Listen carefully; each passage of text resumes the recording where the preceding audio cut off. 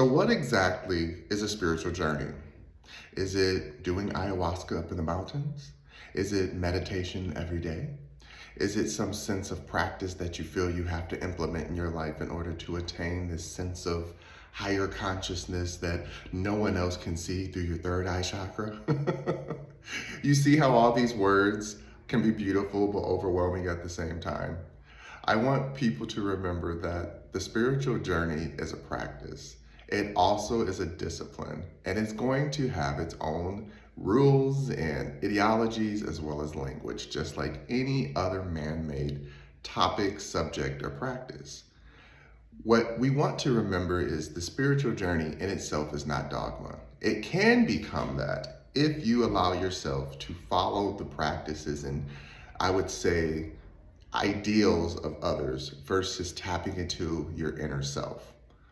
The spiritual journey at its core is about learning how to align your spiritual, soulful, whatever this is inside of this vessel, once this body passes, wherever our energy goes, that it is at its most lightest form to return back to what we call source creation. All energy has density levels. It vibrates at different levels. It expands and contracts at different, I would say, levels as well, right? Because we have to remember that water in itself can be ice or it can be steam.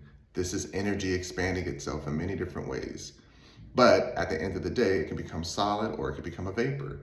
We, as the soul inside of this body, have the same opportunity to understand that if you decide to live in a life of indulgence and gluttony and I'm gonna get you back, pettiness, retaliation, that is literally creating your soul to a point of being ice. It is going to feel heavy, it's going to feel cold, it's going to feel stuck, literally frozen in time, because it's not doing the work that it's meant to do on this human plane, in this 3D masculine world. Now, with that being said, the soul also has the opportunity to release its burdens of the past, to allow itself to then go from what was stagnant to loose and fluid and water-like, to then, once it heats up and becomes higher conscious self, what we call, then it evaporates back into the environment and becomes one with the universe. Beautiful in speech, but hard to do in practice because the human vessel is a living, breathing creature.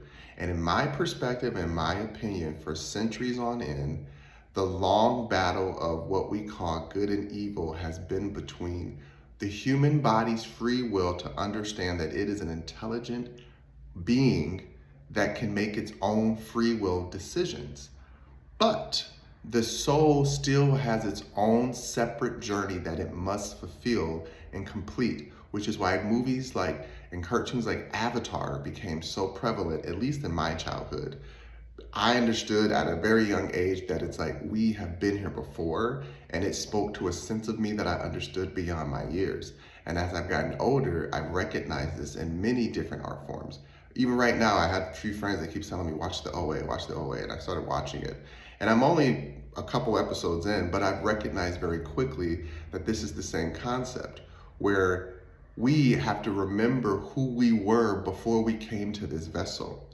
And then once we remember who we are, because there's going to be a lot of forgetting, every time we come back to this earth, every time we come back to do this video game, we forget. It's a reset. I call it a video game for a reason, because it's literally a reset back to a checkpoint of where you left off before.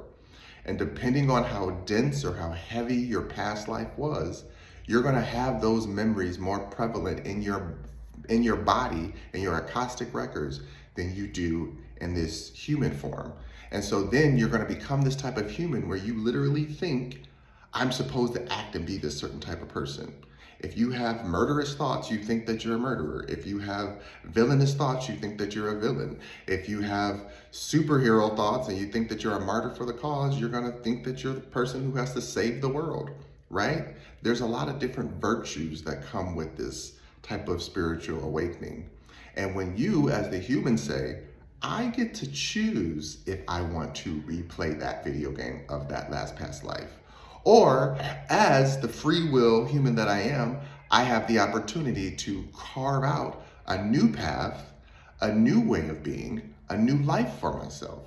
That's the part where we say, when we talk about reconditioning and rewiring our mind and all of the practices that teach you heart coherence.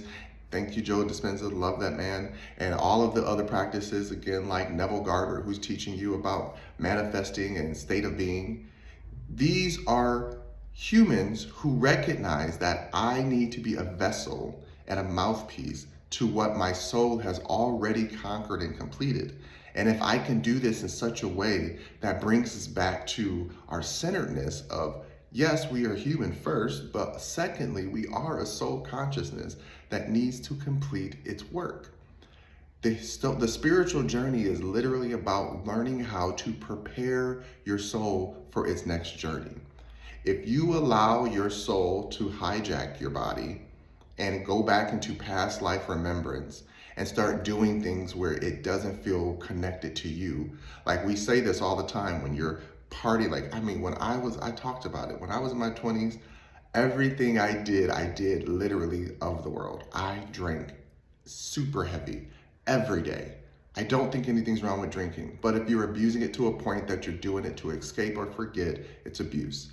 I used to go out and sleep around a lot. Again, it's okay to have fun and enjoy the body and the flesh. But if you're doing it again for escapism, you're not taking awareness or at least being mindful that there are other humans involved in this and their emotions are involved as well, and you're hurting people and leaving a trail of pain, that's an addiction as well. You have to, again, recognize, even with intelligence, if you're the most intelligent person in the world and you learn how to conceptualize things that are happening actively in this world, and logically speaking, this is the only truth that matters, and logically speaking, this is the only thing that we recognize because we're discovering it now and we understand it, you're also abusing your intelligence because you're not expanding past what we call limitations of self, right?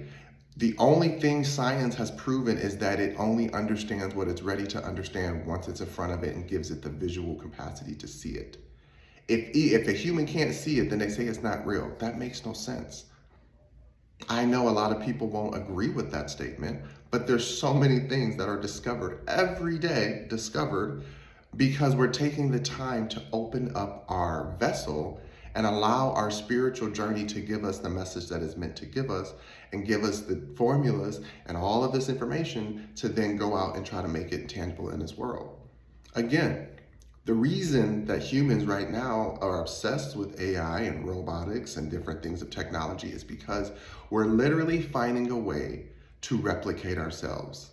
In some sense of it, we're playing God, because remember, we are God, manifested and incarnated in his body, just fragmentations of it. And so we're trying to make sense of ourselves by doing it in a way that we only know how, which is through technology. We don't know how to create flesh. Of course, I'm sure there's some science out there that they found a way to mimic the cells and do all this stuff, but it still doesn't have what we call the God particle. Chemical X, whatever you want to say once you get into anime and stuff. It's that particle of life that it can keep creating and creating what seems from out of nothing and nowhere, and yet can never be destroyed, no matter how much we try to replicate it. We as humans are not that source energy. And that's why the spiritual journey becomes such a profound experience for someone who can wake up one day. And here's how I told you, my journey happened very simply that way.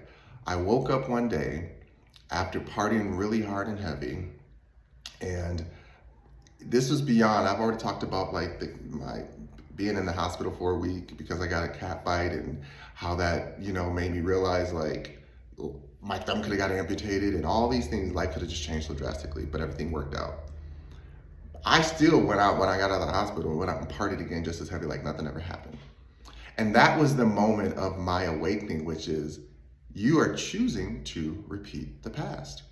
If you really cared about growing from your past life self and going to the next level of ascension, then you have to stop this behavior of destruction.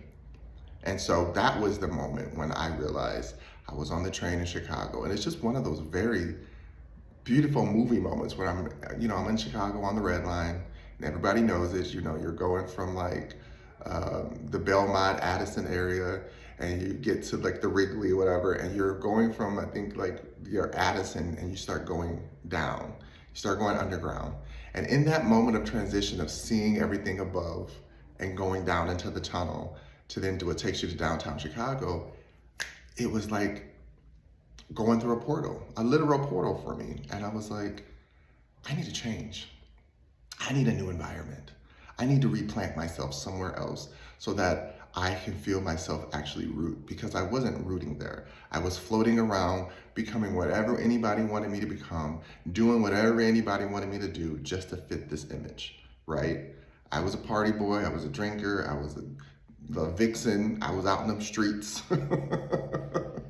And that's how people remembered me, you know, fortunately and unfortunately, because at the same time, it's like, people got to see a sense of my energy and personality. I love that. But it was also masked through pain and distortion.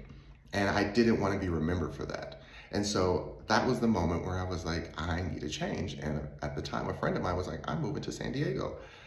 For whatever their reasons were that had nothing to do with me, I saw that as an opportunity to start over. And I was like, I'm going to go too.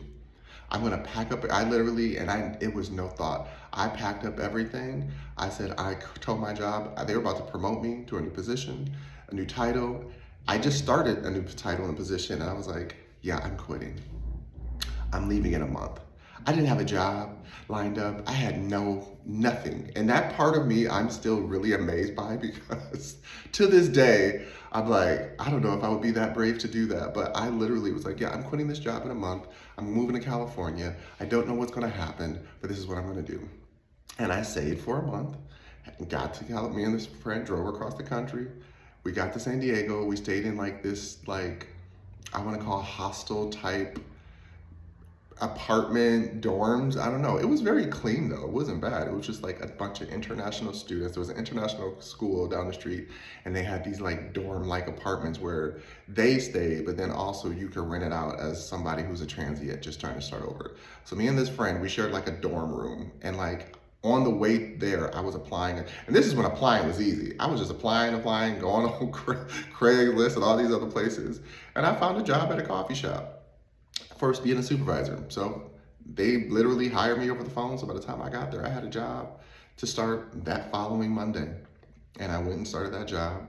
And I could take like old bagels and stuff home and all this, and we'd go to the supermarket and buy that super cheap meat that's like 25 cents a packet. If you know, you know. And we had like a toaster oven in there, and we would just make like bagels and sandwiches and whatever we had to do to thrive. And then finally they got a job, and then once we both had jobs, we were like, okay, it's time to look for an apartment. And we finally found an apartment that we like in like the North, I forgot what it's called, North Park or something, over by Hillcrest in San Diego. And we got an apartment. And it was beautiful. And I remember the moment that I was so grateful, and I cried, and I said, I'm just so happy that I have this opportunity to start over fresh and allow myself the space to be who I want to be. And that's exactly what I did. That's when I became vegan. That's when I got into nature. That's when I started to recognize the universe for what it actually was. Because if you've ever been to California, you understand how scenically beautiful it is. I mean, the cliffs and the ocean, and then the sunset, like I thought it was fake, but the purples and the orange and the pinks, it's real. It feels so like ethereal, like another world you've never been in. It felt like a fairy tale. And until this day, I will never take away from what that moment was. But even myself, when I say some things went down where I allowed myself to start falling back into old patterns. Heavy drinking, going out partying, searching for love, looking for some sense of comfort versus remembering that I am that sense of comfort. I am that sense of balance. And so I would feel guilty because I thought like once you're on the spiritual journey, you're supposed to be able to like know how to fix everything. You're supposed to just know how to be good instantly. And that's not how it works. Like I literally thought like, and I was a super vegan. Like I was a raw vegan for a while. I didn't eat any plant-based stuff. I was meditating all the time. I was speaking the guru's talk, you know, alignment and spirituality. It was all beautiful. You know what I mean? I did an ayahuasca trip and all that stuff. And I always tell people, I won't take away from what ayahuasca represents. What it truly does is it reminds you that you are not in control of your physical body, no more so than you are in control of where your mind wants to go and be released to if you take away the barriers and boundaries that you put on yourself. And so, knowing that, I was like, towards the end of my stay in San Diego, at this time, I was dating someone. We had an apartment, we had a dog, I had this job that I loved, but it was all manufactured. Because I do distinctly remember, at this time, this person told me, like, listen, I have goals and things that I want to create. I don't see myself in a long-term relationship. And I was like, no, please stay with me, please stay with me. And I remember these days, I can't believe I cried for somebody like that. But at that time, that's who I was. I was a lover boy who was just desperate to have love because I didn't know how to love myself properly. And so when I did that, eventually the person, they got enough guts to say, listen, this is not what I want. I got a house. You're not coming, the lease ends, you can keep everything here, but I'm starting fresh. And it broke me. It literally broke me.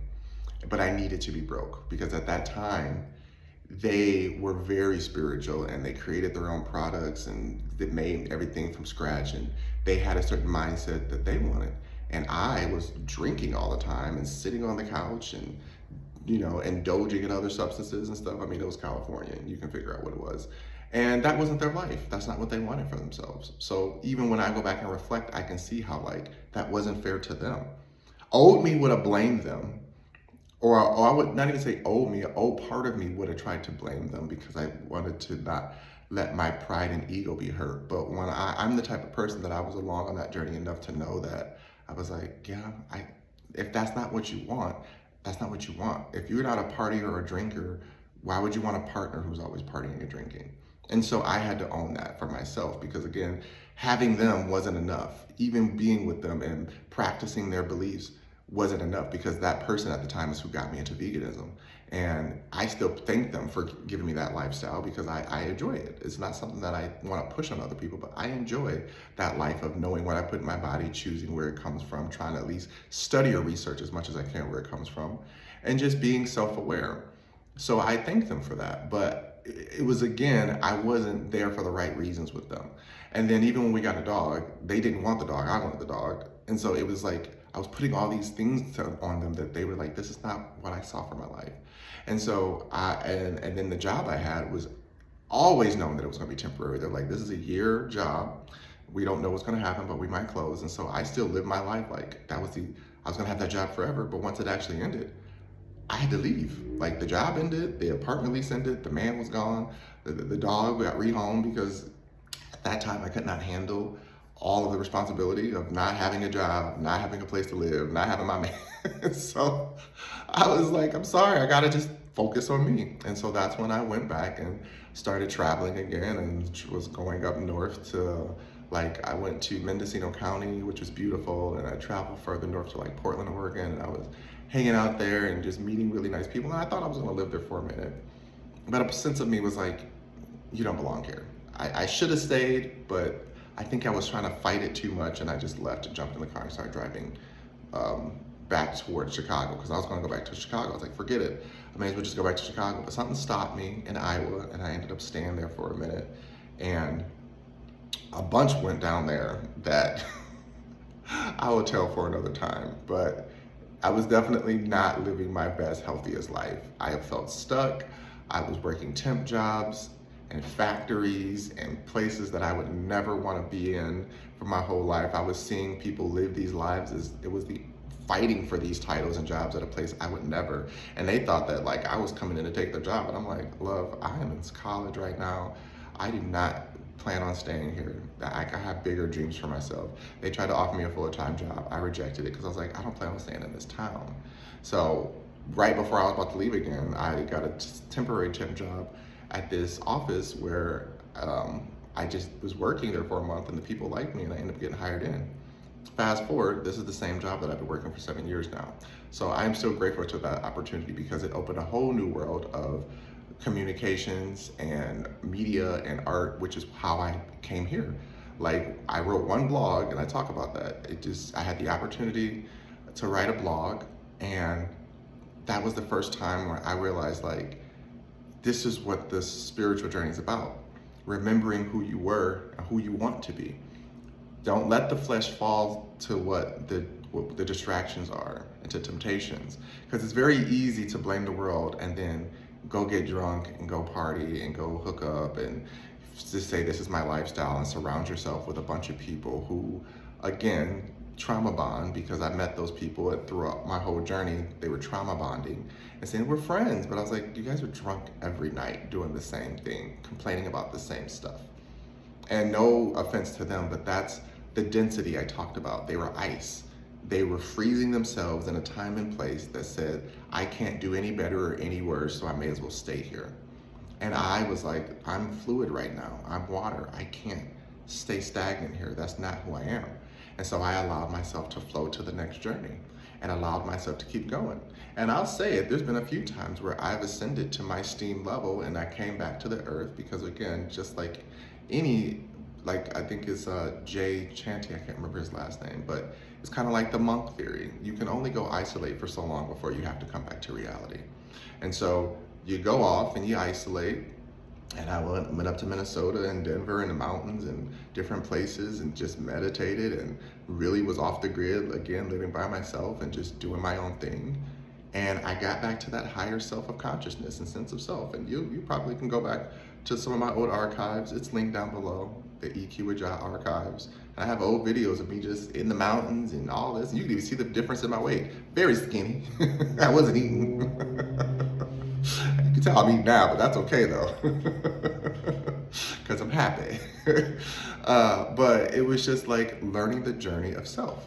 And so the reason that I love documenting along the spiritual journey, the reason that I call it along the spiritual journey is because it's never going to stop being a journey. It's a process of learning the self, rewriting my script, rebranding my mind, and rebirthing myself into who I want to be every single day. And so when I talk about the beginning of the journey, you have to remember that it's all a choice. The spiritual journey is a choice. Once you choose to understand that I am not going to live forever, so what do I want my legacy to be? What do I want my soul to return to? Because if you hurt people, and I know some people don't believe in this, and they say, well, why do good people win last and bad people seem to win? On this earth, it looks that way because we call it what we call it. When people say it's a spiritual prison, it is. If you are unaliving people, hurting other people, being disrespectful to self, being nasty and rude, being overindulgent, doing all this crazy stuff, guess what? You're gonna be born again on this earth in a new body and you're gonna have to do it all over again. And that's why we have so many new babies in the spiritual realm who come into this earth and they're like, I don't want to be here. Earth is ghetto. Because they're remembering, I've done this before. I already did this. I don't want to do it again. And unfortunately, I'm not going to talk too much on the topic, but that's why some people take themselves out because they're like, I don't want to do this again. I would rather leave this earth and deal with the ramifications of not being here, and I'll come back 1,000 years from now. I'll come back 100 years from now. Because as souls, we get to make that choice. Now, it's like a school in the spiritual realm when you graduate. You're still going to be stuck at a certain grade if you don't graduate Earth School. So if you decide to take yourself out, you're going to have to come back at your own decision, but you're going to have to come back and finish. And depending on what part of history it is, you just have to learn how to live through it. And so a lot of us, we come back and realize, like, depending on how good or bad we are, some of us are sentenced to certain lives that we have to complete because in our past, we were horrible people. In our past, we were very martyr people who were self-loathing and didn't care and was like, I'm gonna do what I wanna do. I'm gonna have fun. I'm gonna take this, I'm gonna take that, and it's mine, and I ain't hurting nobody. Like, there's people who steal all the time and say, I ain't hurting nobody. But again, you're not doing the work. You're taking from something that already did the work and produced it for itself, but you took from it without asking. And so now that thing feels lost and it has to go back and redo and regroup to get what it tried to make for self because you stole it. That's why we see, even if you go down the realm of cultural stuff, if you see a group stealing so long from other groups, eventually that group is going to fall apart and have a sense of necrosis or a sense of psychosis because they don't know who they are. If you have no identity because you've been stealing other people's identity for so long, what do you think is going to happen when you have to actually look at yourself? You're not going to know what you're looking at. You're not even going to know who you are. That's why it's important that every person, every group does its own work. It doesn't matter what the group looks like or who they are, because I don't need to name anything. You can, if you're smart, you'll figure out what I'm saying. I'm not picking out any certain group because every group has its flaws. Within those groups, there's that group, they still have their hierarchy of who they think is better or less than and how they treat those people. So you're still going to have to do ancestor work. That's why it's important to do shadow work, ancestor work, past life work, all of that. It's important because they're all separate, right? And as you get deeper into the spiritual journey, that's when you become more advanced in who you are and what you're learning and what you're teaching yourself. And then by default, other people are going to recognize what you're doing and learn from that. I always tell people, don't try to jump in and do everything at once. The best thing that you can do is learn who you are first. Learn who you are as a human being first, a human being feeling, a human being. Once you understand that a human being is simply a vessel, you cannot get attached to this life. I know that people want to, but again, I have no say how this body, who I absolutely love and adore, is going to pass. I have no say in that. But I do know that this body is going to pass. So I have to learn how to befriend my own body, love the inner child of who I was, raise that child back up to the adult that I want them to be, which is me representing this person speaking to you. And then from there, allow my soul the honor and legacy of finishing its past lives as the avatar to complete its learning and understand that it's like you cannot keep allowing yourself to feel victim to the past that you created. Once you recognize that, that's when the soul is able to release all its heaviness, melt away, become fluid in self, because the soul has to remember its dualistic properties, which is the masculine and feminine energy. When you fight your masculine energy, then you get stuck in your feminine. When you fight your feminine, you get stuck in your masculine. You have to learn how to love both equally. You have to learn how to express both equally. Masculine and feminine energy is not about body parts. It's not about how you talk. It's not about what you wear. It's literally about the fluidity of knowing, how do I protect and love and provide for myself? I gotta eat, I gotta drink, I gotta sleep. Okay, I need a job, I gotta have provisions, I gotta do certain things. That's masculine energy. The feminine energy is, how do I love, how do I care, how do I heal, right? How do I love myself when I'm falling apart? How do I heal myself when I'm not able to have something around me to help me heal faster, right? It's nice to have a doctor or medicine to do it, but sometimes you have to know how to heal yourself. How do I nurture myself? How do I sleep? What do I put in my body? How do I eat? Those are all feminine energies. So when you understand that that's important to preserve the human body, it's also important to preserve the soul consciousness. That's when we awaken to that self that says, I see who I am. I see who I'm supposed to be. And then you continue to say, now what do I want to build?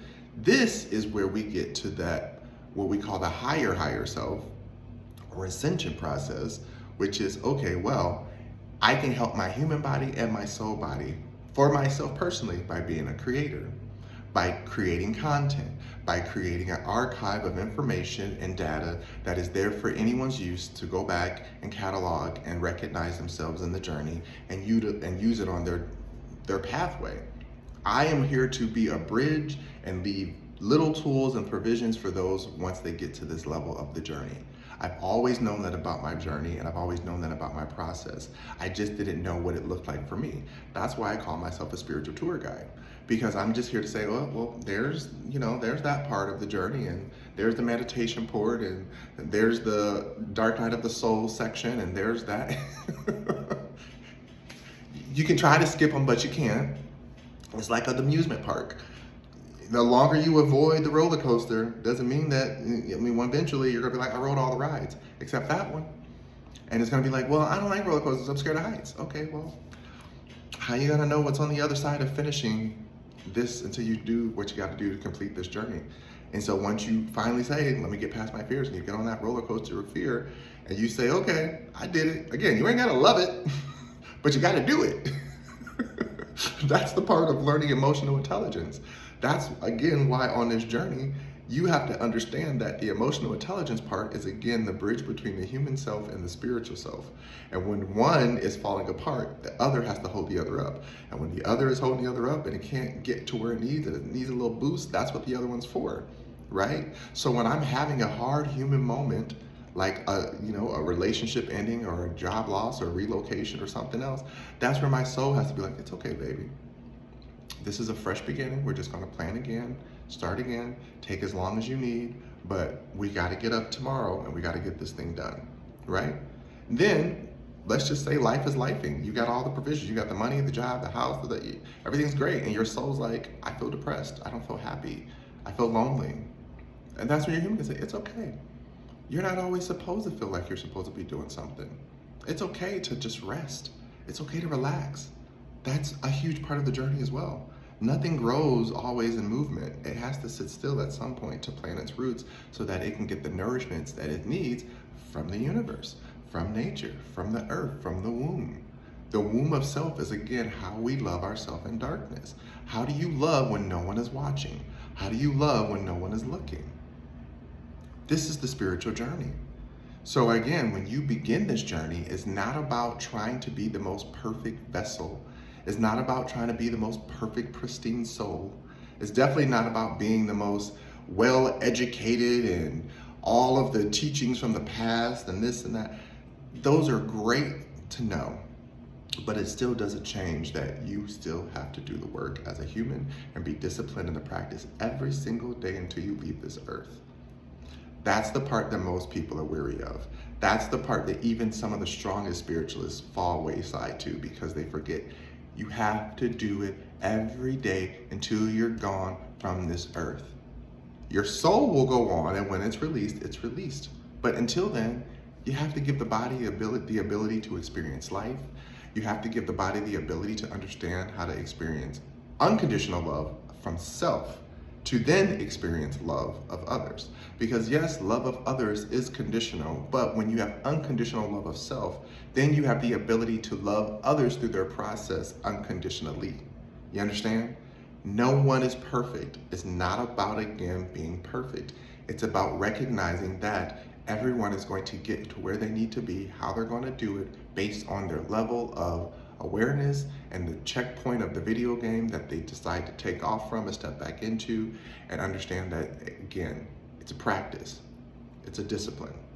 Once you know the spiritual journey, and once you know you're on it, once you're awakened, you're not done. It's not, oh, I'm done, No, you literally walk across that bridge of unknowing to known. And the fact that once you know, it's even harder because you can still see all the discourse and all of the famine and all of the pain on the other side.